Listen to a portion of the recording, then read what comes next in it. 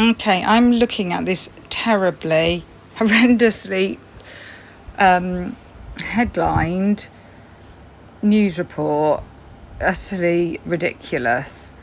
Accused Idaho killer BRYAN KOHBERGER wrote gushing email to police chief in search of job. What? How are you supposed to speak to somebody when you are applying for a job? Please remind me, Yaron Steinbuck,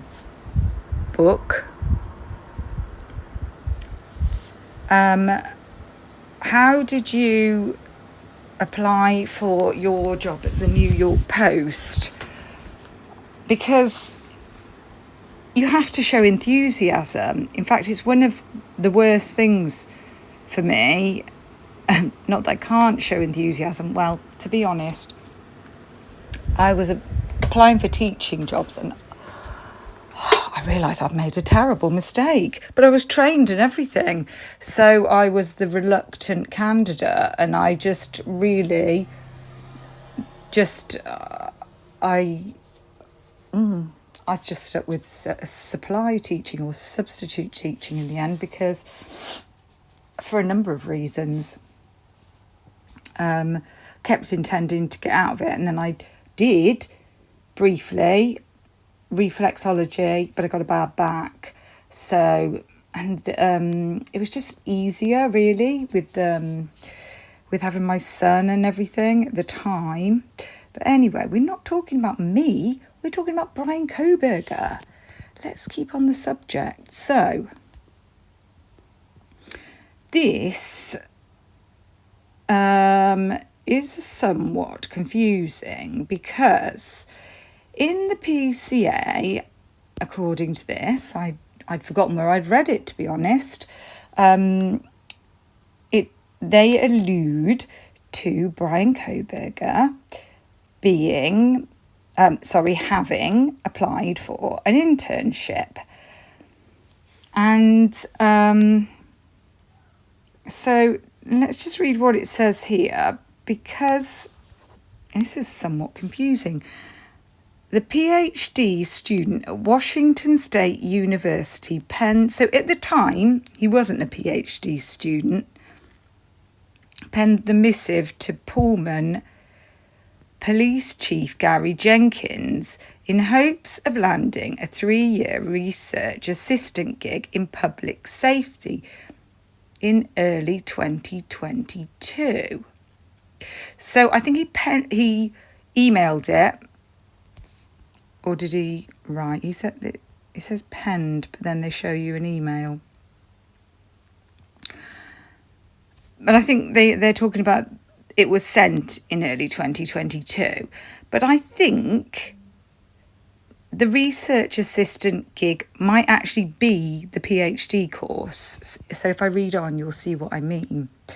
And possibly somebody's got the wrong end of the stick about an internship, possibly because this research assistant job, it's working with the police, and you'll see what I mean. You won't be able to believe you'll pee your pants. I think you might, because it's rather surprising what this job entails.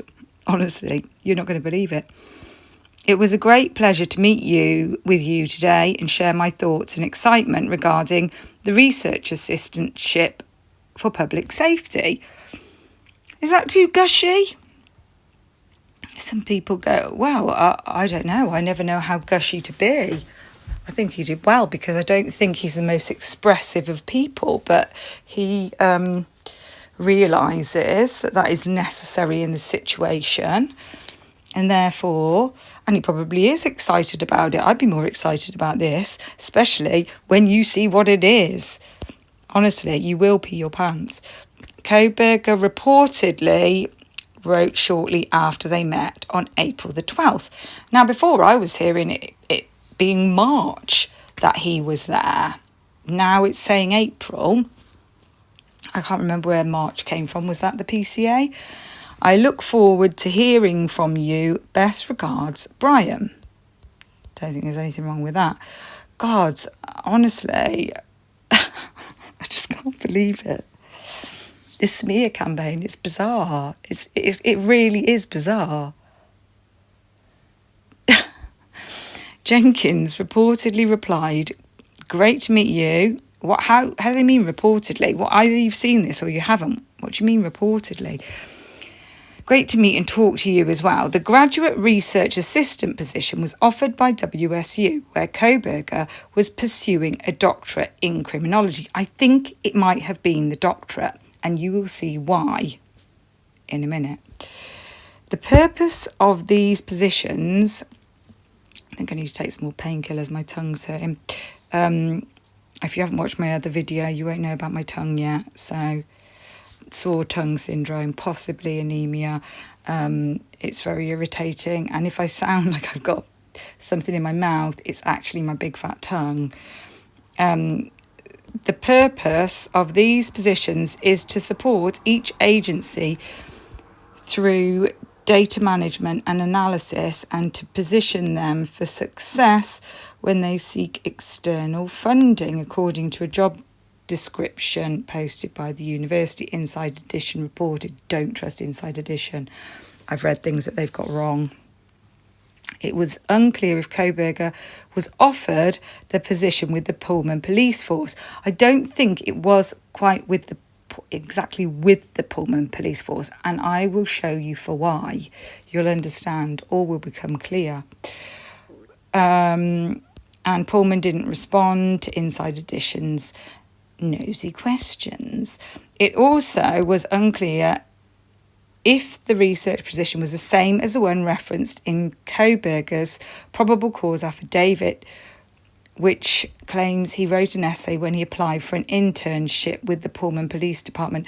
I just think they've used the wrong word. I don't think it's an internship. I think it's an assist. In fact, in other places, it's written as assistantship.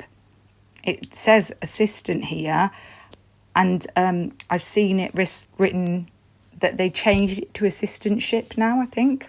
So that might be where the confusion lies, although I couldn't swear to it. And I don't mind if somebody else double checks my work, because I'm not the FBI. In that essay, he reportedly wrote that he had interest in assisting rural law enforcement agencies with how to better collect and analyse technological data in public safety operations. Here's the latest coverage. Oh, no, we don't want that. Jenkins later became... This is confusing. Oh, no, I see. No, he was head of Pullman and he changed to WSU. Jenkins later became the police chief at WSU in August 22 after leading the local Pullman force for 12 years, according to his LinkedIn account. Wonder why he wanted to change. So, Chief Jenkins, it was a great pleasure to meet you. Yeah, he didn't pen anything. He typed an email. Apparently, if this is a true email. Who's giving them emails, though? Gary Jenkins. Okay, there's a load of rubbish there because it says... This isn't correct, is it, from what I heard? It says that there's... WSU police recovered a possibly blood-stained mattress cover. I thought it was a pillowcase, and yeah, possibly blood-stained. I think they said red on a pillowcase or something. Human hairs, a glove, and a computer from his apartment. Yeah, well, I didn't think it was a mattress cover, but correct me if I'm wrong, guys. Please do. Right, now, next. Oh, God, we've got a mask already. Black mask. So, this appears to be the course that Bryan Koberger applied for doctoral level graduate research assistant for public safety. Well, if it's doctoral level, then it's basically a PhD course, isn't it? So this is the PhD course. I would have thought you'd apply for it a bit earlier than April, but maybe not.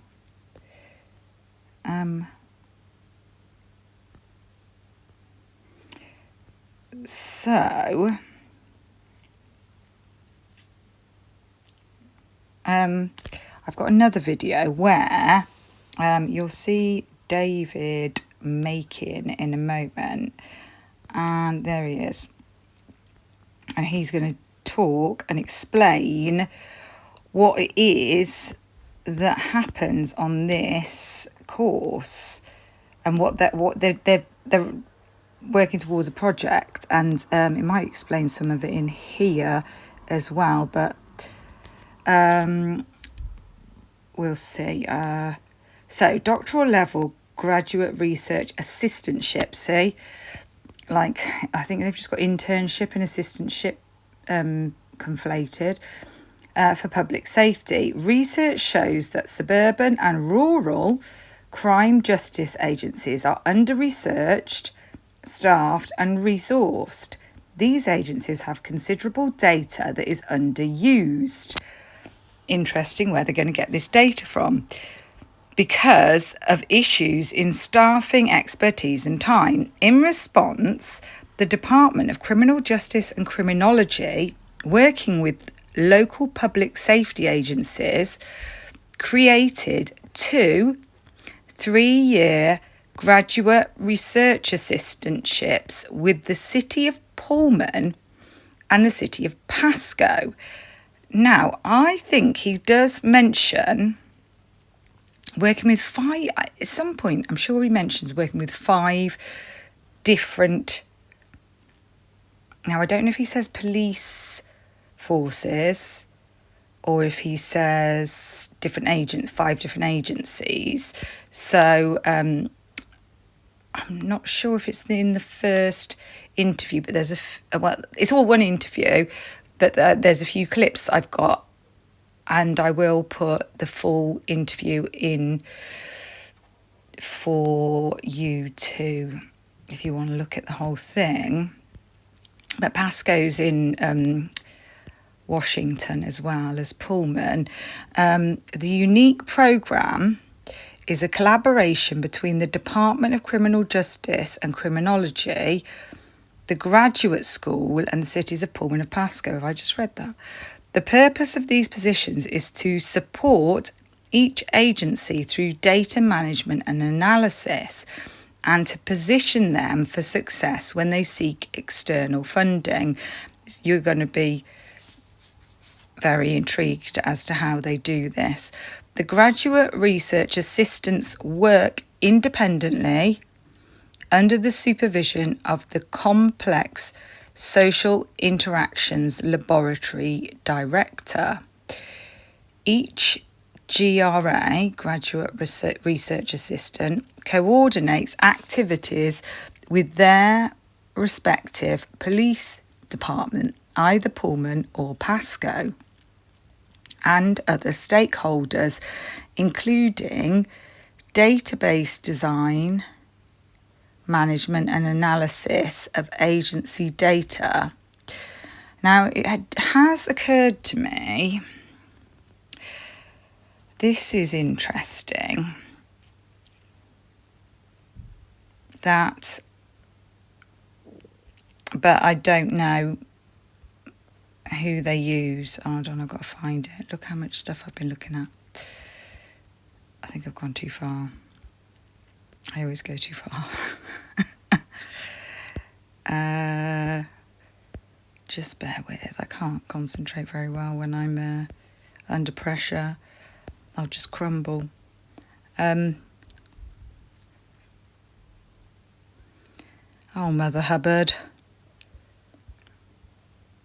I think I accidentally got rid of one, and I bet it's the one I need.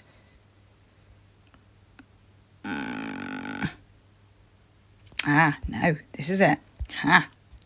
Well done.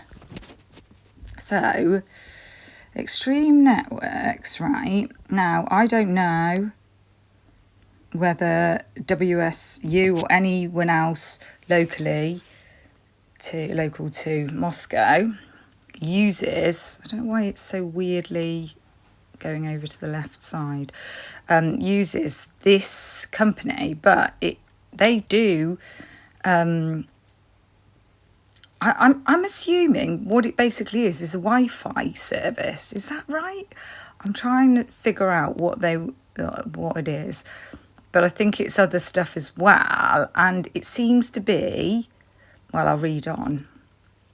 Extreme Networks Inc.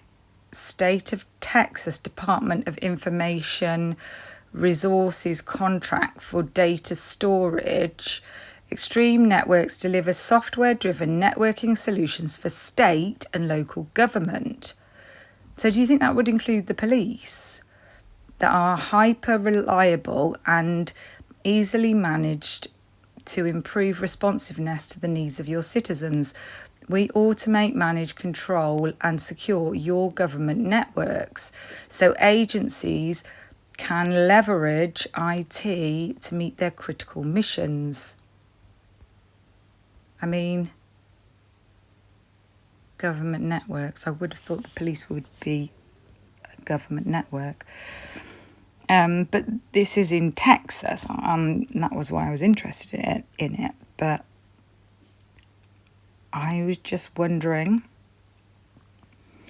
if it's possible that BRYAN KOHBERGER and Kaylee might have been involved in the same thing. And that's not to say that I'm saying that he's done the crime, but we do need to figure out how this DNA got there. And if they do actually know each other.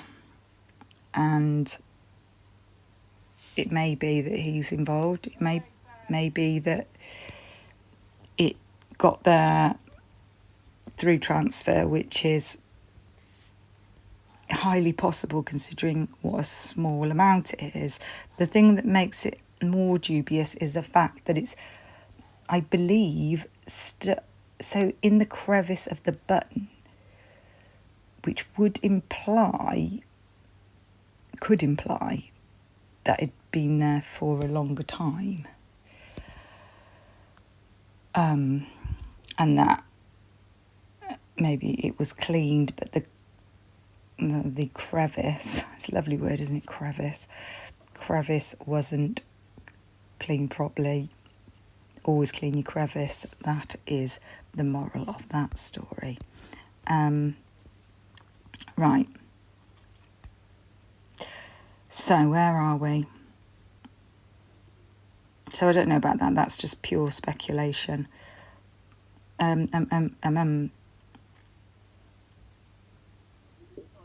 Okay, so this is Megan Parks. She is the Public Safety Fellowship Lab Manager. So she's the person that these two research assistants, would answer to. So the graduate research assistants, they oversee the undergraduate research assistants. And she oversees them.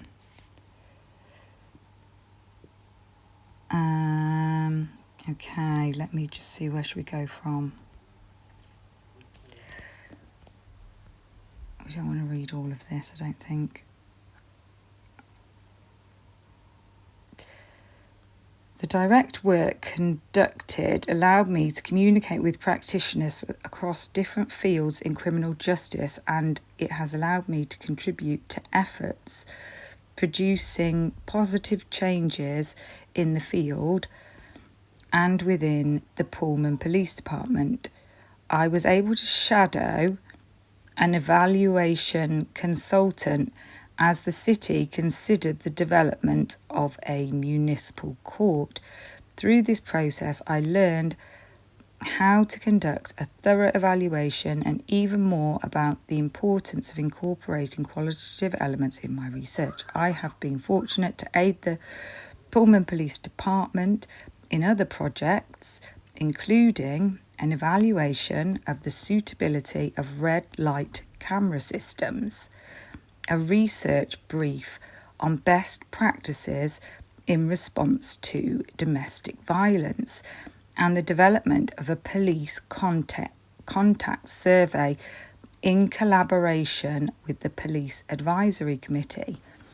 Deploying a contact survey is a costly expenditure for departments, and by way of the fellowship, the Pullman Police Department will be able to collect this important data on police and community interactions with minimal costs.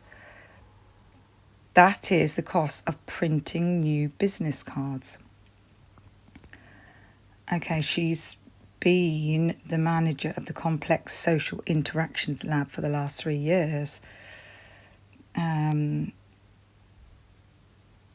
The Pullman Police Department is among the first agencies in the nation to integrate the analysis of body-worn camera footage. This is what it's focusing on. This is why it's interesting.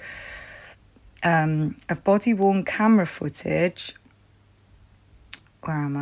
into risk management and training processes. I manage 25 students each semester, and my skills as a leader and a teacher have improved greatly. This position and the work we have conducted with Pullman Police Department has helped me understand the current challenges facing policing.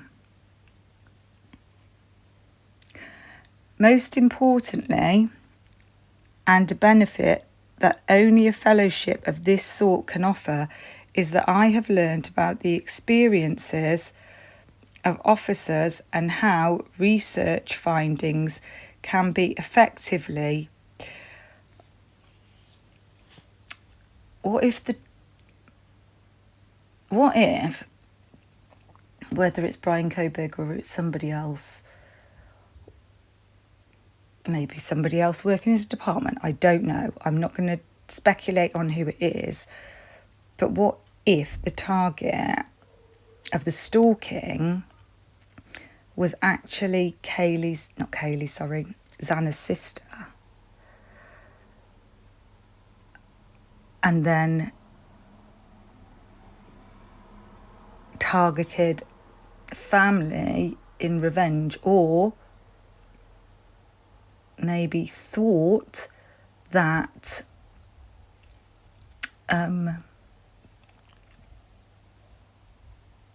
Jasmine was there, or maybe where they went was something to do with Jasmine.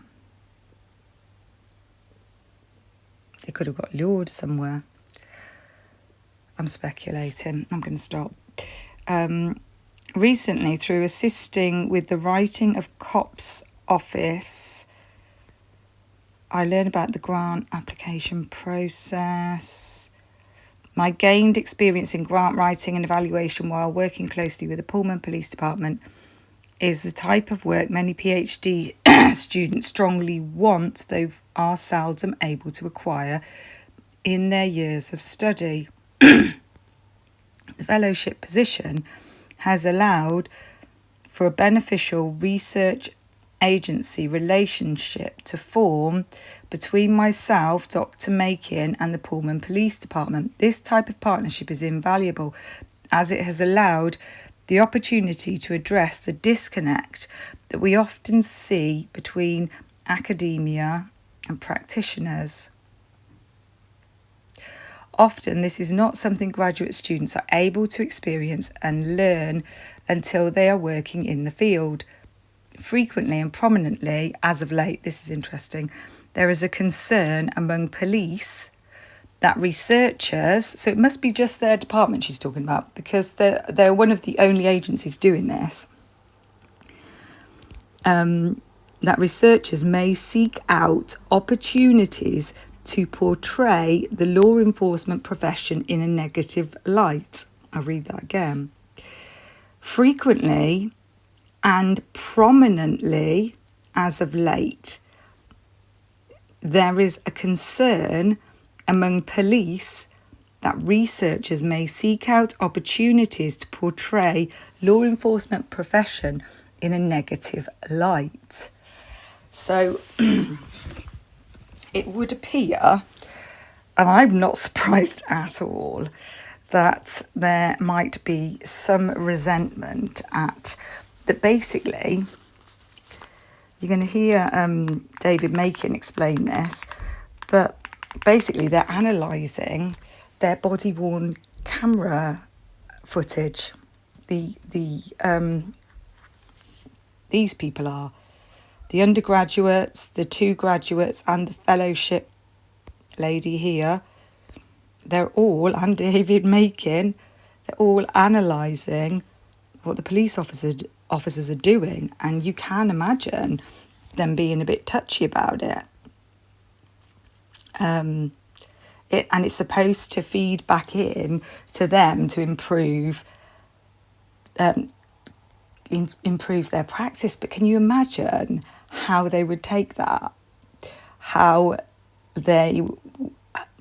I remember reading Stanley Mortenson's comments about how I think it was when he was playing it was either when he was playing for prosecutor or for judge, and how he was saying that it was better to have a police officer than somebody who didn't know what it was like, and there's that thing, isn't there, about you don't know what it's like, we've done this for years, we know what we're doing, kind of thing. You just walk in, you pen pusher you. Imagine how this has gone down. I can imagine this going down like a lead balloon. The fellowship supplies the police department the ability to embed research in their practices and processes. I bet they hate that. I bet they think, fuck off.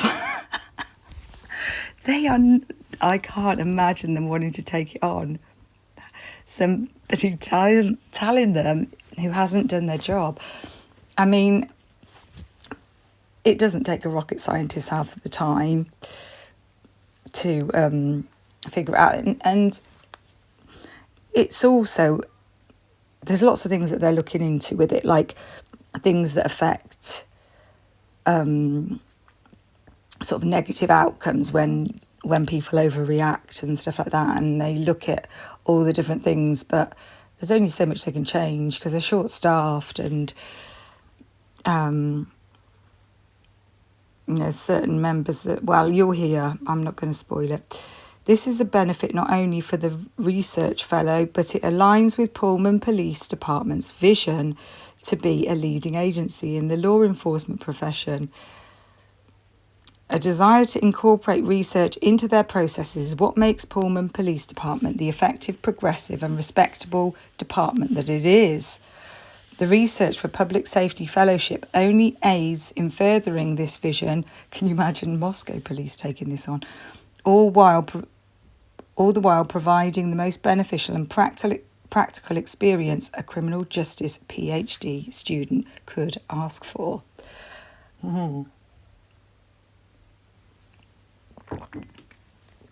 Okay.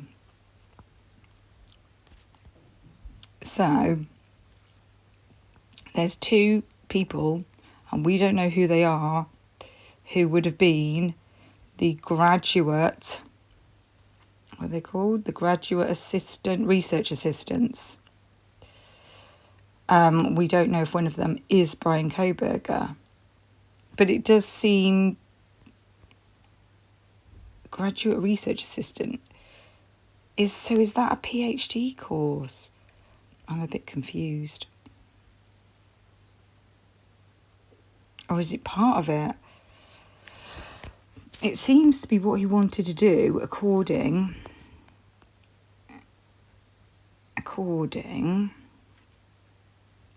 to that New York Post article.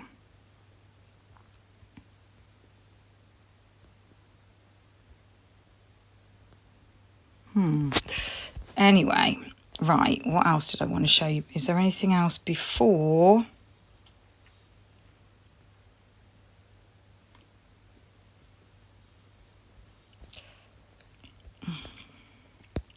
The CSI lab. So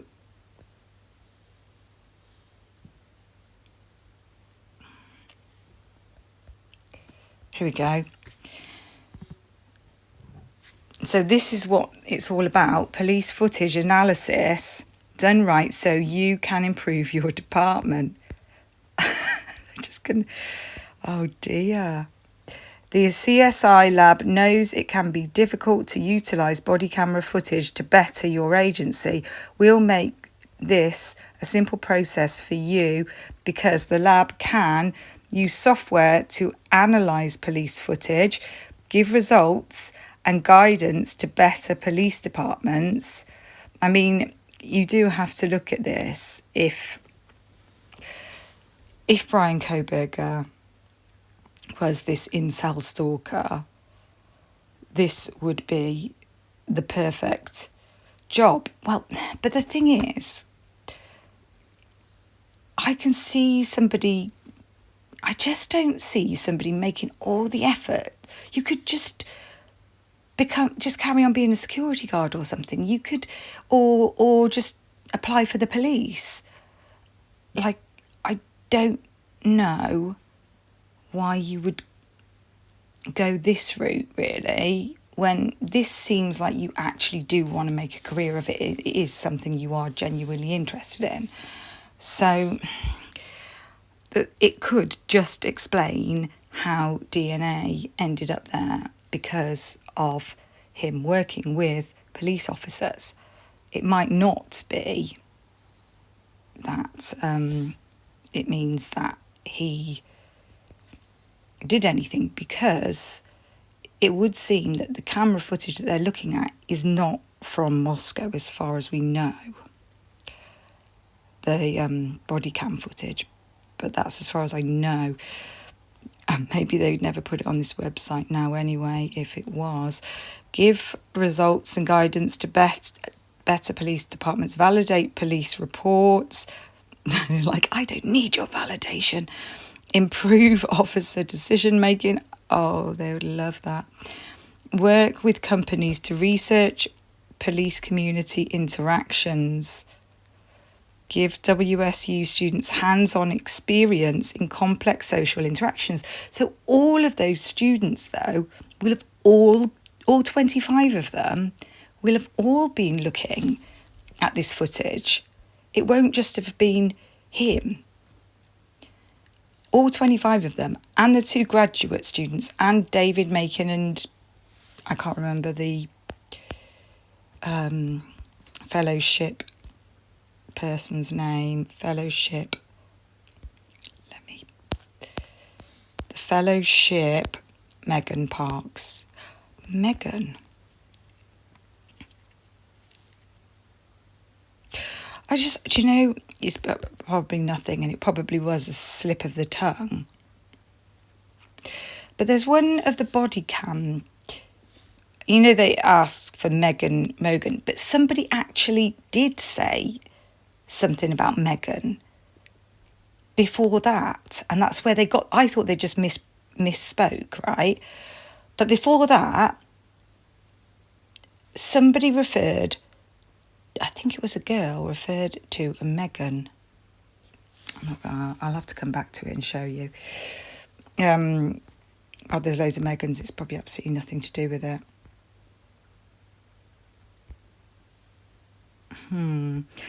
Okay, anyway, we'll leave Megan for now. David. Is there anything we want to know about him before? Principal investigator. An associate professor of criminal justice and criminology and co-founder of the Complex Social Interaction Lab. And he's going to tell you about his Thanksgiving story. I presume it's from the Thanksgiving before, at least a year before, about how they came up with the idea, him and his work colleague friend. CSI is dedicated to developing technology and performance metrics to aid the public safety and security community. CSI has a provisional patent on the use of audio, analytics and machine learning for detecting. I mean, could this have just been a case of profiling? You know, like offender profiling when they've just, you know how it used to be racial profiling, but then with this incel thing, are they, and you know, with school shooters as well, they have these watch lists. Could it be profiling? Because from what I'm reading, they are tracking these people. They track them for a long time before these events happen, usually. And if he was being tracked, how would anybody allow him to do this job? And there's something else that's interesting. Like, the only way that I can believe that it was him is if he had been tracked for quite a while before that, because that's not enough time. Stalking goes on for ages, and these incel things, they do as well. And there's loads of communication. There's complete harassment. It takes a while for it to get that bad. Not a couple of months. You're talking years. People get stalked for years. It wouldn't get to that level that quickly. Or it would have to be that he had actually been living in that area before. And the thing is that this DeSales University course was an online course. So we've got his parents' address, but we do not know for sure that he was living at his parents' address. Like, even when I've done a background check, that's there's 2 addresses for him, the parents, and then there's a New York address that was a little while ago. There's not much in the background check at all. It's like a ghost. The lab is working towards the development of technologies and process for early warning systems, post-event analysis, well, they have plenty of post-event analysis now, and incident flagging for a range of public safety and security stakeholders. Imagine if it was all an experiment. Oh my God. Going full on conspiracy theory there. CSI is also involved in the development of a wearable device for police officers. Interesting. In the role of principal investigator, Dr. Makin develops ways to apply analytics to meaningful real-world situations. His research on predictive modelling, hotspot analysis, integration of disparate data systems, and performance metrics shows his commitment to integrating technology into the public safety and security community with an emphasis on practical applications. Now, is there anything else? I did want to, but I don't think I should go into it now, talk about this threat assessments, but that's kind of slightly off topic at the moment. So,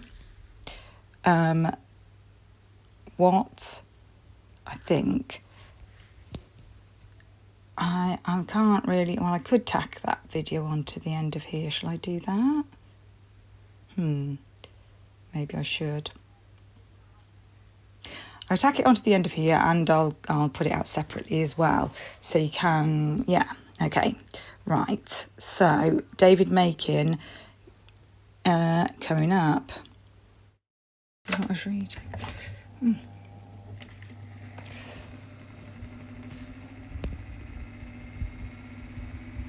That's not the same, is it? Is that it?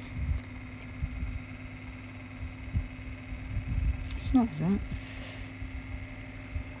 I think this might settle just before we do go to David Makin. I was just thinking, what if we are the experiment? We're the ones watching the body cam footage. We're part of the experiment.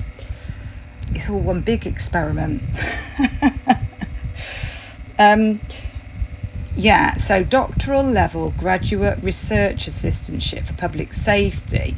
So doctoral level, that's a doctorate, isn't it? So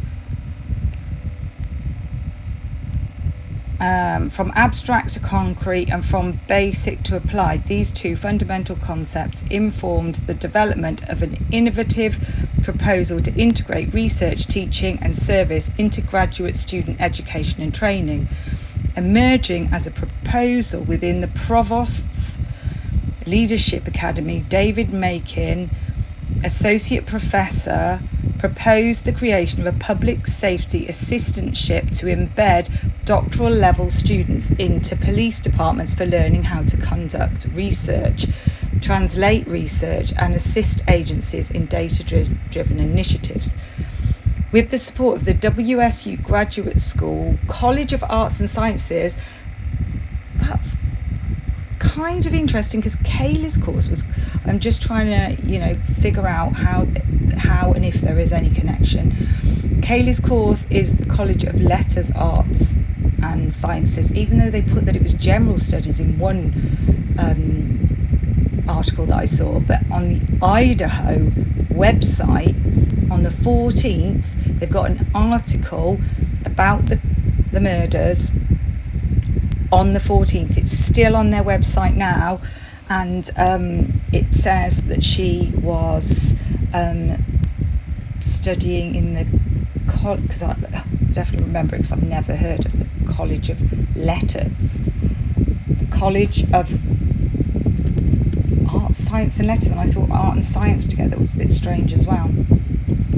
Letters, Arts and Sciences it's called, but whether they might study in both universities, I don't know how much, if there's any interaction between Pullman and U of I. But one thing I did notice was that when Rory visited recently, Rory of Thou Shalt Not Kill, I'm assuming that's right, that's how the phrase goes.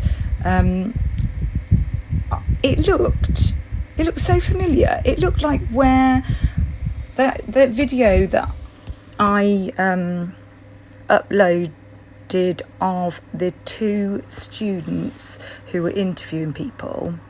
It really looked, one part looked like that, and it made me wonder if some of the time they were at WSU, or maybe it just looked really similar. It was outdoors. It's an outdoor area that looks so similar, but it might just have been similar. Anyway,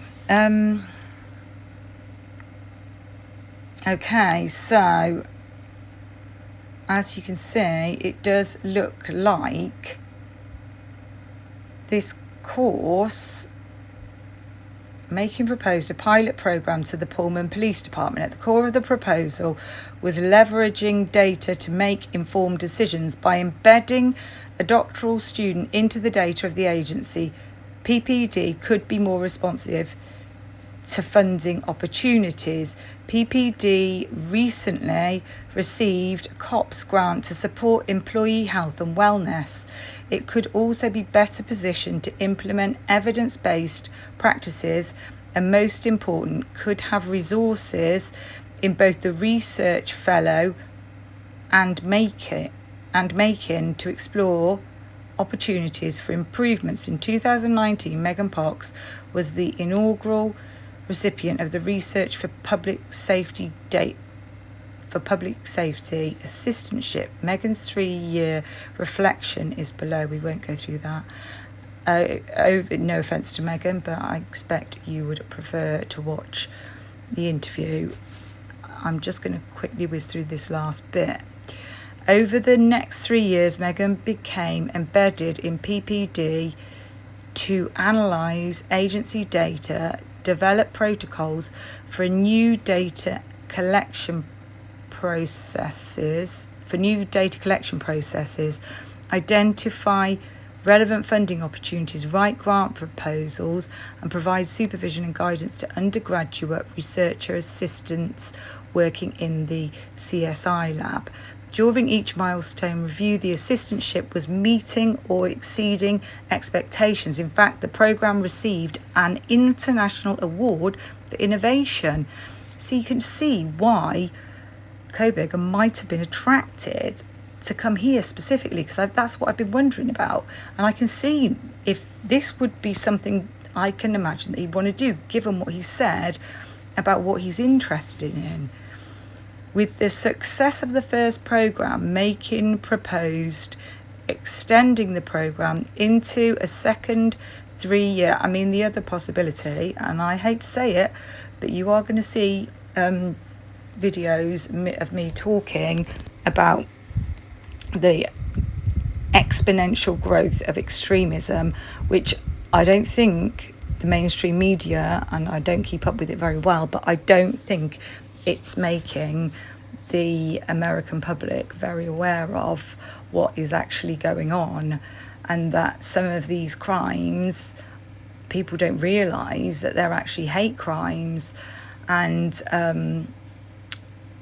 you'll see why I have considered that possibility, and I've done a bit of research into it, and that'll be in a future video, which I'm in the process of finishing. Making proposed extending the programme into a second 3-year programme and adding a second department. Starting in fall of 2022, the department is pleased to announce there are 2 3-year graduate research assistantships with the PPD and the City Pascoe Police Department. While the programme has changed slightly from a fellowship to a research assistantship, the core of the programme remains integrating... Will that change it from a PhD? Or it's a little bit confusing. The core of the programme remains integrating research, teaching and service into graduate student education and training through collaborative experiential learning, imparting research support for the police department and allowing for engaging undergraduate and graduate students in research opportunities within the department. Importantly, this assistantship would not exist were it not for the support from our university partners, the Graduate School, College of Arts and Sciences, the Provost's Leadership Academy, and most importantly, our agency champions, PPD Chief Gary Jenkins, Chief Roski of the Pascoe Police Department, and their respective city councils, who approved the funds to realise this collaborative research partnership. I'm just going to click on College of Arts and Letters.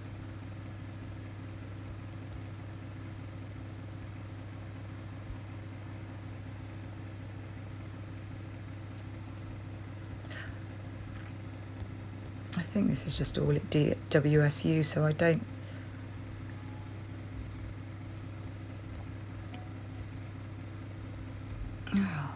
I'm not sure why. I don't know if it's a setting on my phone why the type seems to be falling off the left hand side of the page.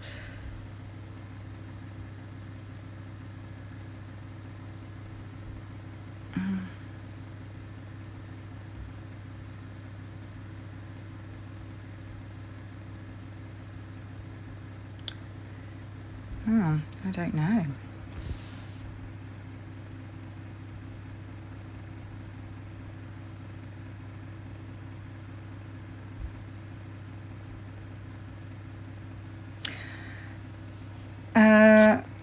Okay, so now we will finally listen to and watch David Makin. David Makin. I'm an associate professor at Washington State University. I also serve as the undergraduate director in my department, which is criminology and criminal justice. And I guess most central to our conversation here, I'm the director of the Complex Social Interactions Lab at Washington State University.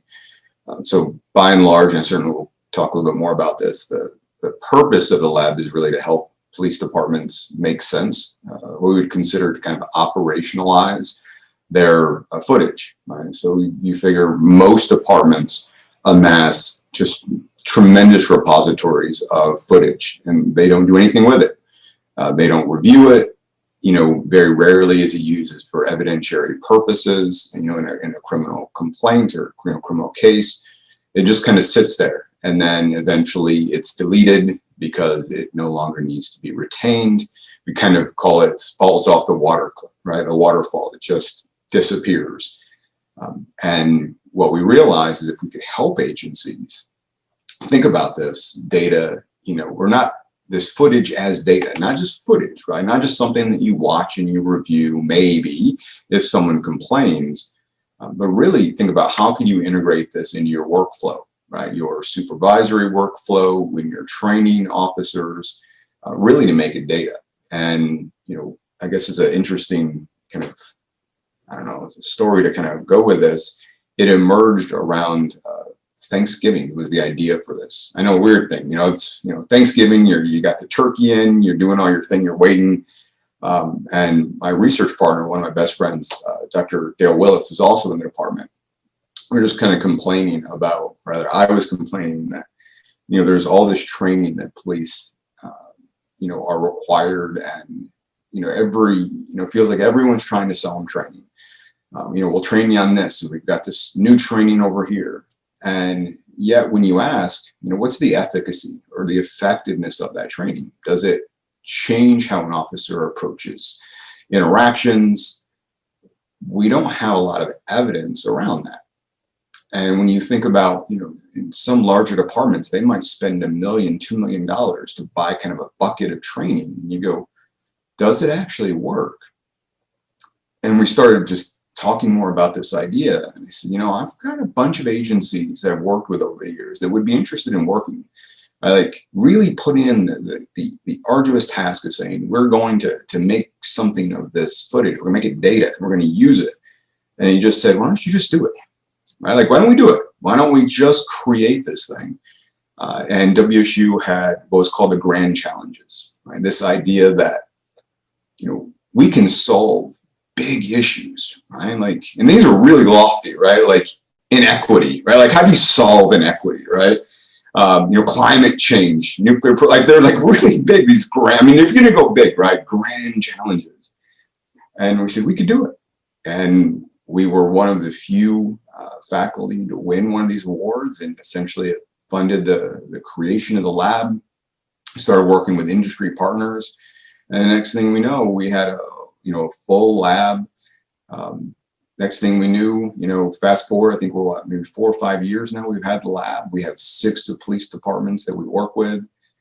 And it all, started around, a typical conversation at Thanksgiving around what if we could answer some of these complex questions, if we could, help agencies really use this data, because that's what it is.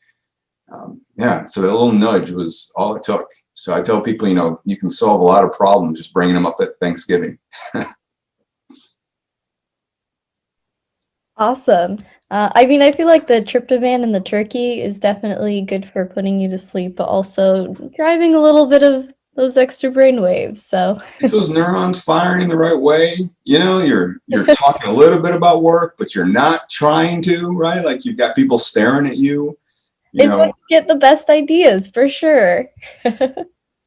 All right. Well, so you kind of talked about your process of how Washington State University and you as a faculty member came to taking on this grant. I was interested in hearing a little bit of how, if any, like students were involved in that process. I think the way that we came across your office or your lab was through I